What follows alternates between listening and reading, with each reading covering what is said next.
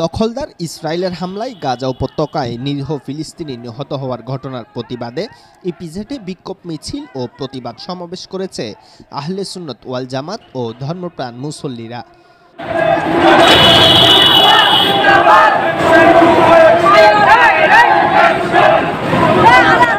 শুক্রবার 11 এপ্রিল জুমার নামাজের পর নগরীর সিমেন্ট ক্রসিং জামে মসজিদের সামনে এই কর্মসূচি পালন করা হয়। পরে বিক্ষোভ মিছিলটি শহরের বিভিন্ন সড়ক প্রদক্ষিণ করে আলিশা জামে মসজিদ চত্বরে দোয়ার মধ্য দিয়ে শেষ হয়। আহলে সুন্নাত ওয়াল জামাতের এই বিক্ষোভ মিছিল ও প্রতিবাদ সমাবেশে কয়েক শতাধিক ধর্মপ্রাণ মুসল্লিরা অংশগ্রহণ করেন। এই সময় বক্তারা ইসরায়েলের বর্বর হত্যাযজ্ঞের প্রতিবাদ জানিয়ে সকল ধরনের ইসরায়েলি পণ্য বয়কট করে দেশীয় পণ্য ব্যবহারে সকলকে আহ্বান জানান।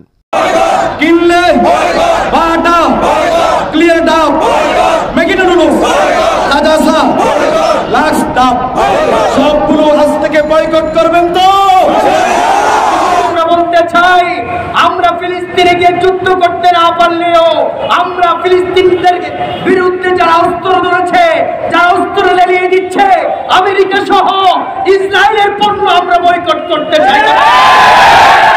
কিন্তু বর্তমানে ফিলিস্তিনের নিরীহ মুসলমানদের উপর মানবতা বিবর্জিতভাবে তারা যে হামলা চালাচ্ছে, নিরীহ শিশুদেরকে তারা হত্যা করতেছে, নিরীহ মুসলমানদের উপর তারা নিষ্পেষিত স্টিম রোলার চালাচ্ছে, এইসবের বিরুদ্ধে আপনাদের মানবতার জ্ঞান কোথায়? এটা আমাদের প্রশ্ন। Gausia committee Bangladesh cement crossing শাখার সহ সাংগঠনিক সম্পাদক মোহাম্মদ জিহাদের সঞ্চালনায় মোহাম্মদ জামাল উদ্দিনের সভাপতিত্বে বক্তব্য রাখেন মাওলানা রবিউল ইসলাম আল কাদেরি, মাওলানা মোহাম্মদ সোহাইল উদ্দিন আনসারি, মাওলানা নিয়াজ মকদুম ফারুকি। উপস্থিত ছিলেন গাউসিয়া কমিটি সিমেন্ট ক্রসিং শাখার সিনিয়র সহসভাপতি মোহাম্মদ আক্তার সওদাগর, সহসভাপতি মোহাম্মদ জসিম সওদাগর, সহসভাপতি বেলাল আহমেদ, সেক্রেটারি মোহাম্মদ হারুন সওদাগর, সাধারণ সম্পাদক মোহাম্মদ বেলাল হুসাইন রুবেল সহ সিমেন্ট ক্রসিং শাখার সদস্যরা।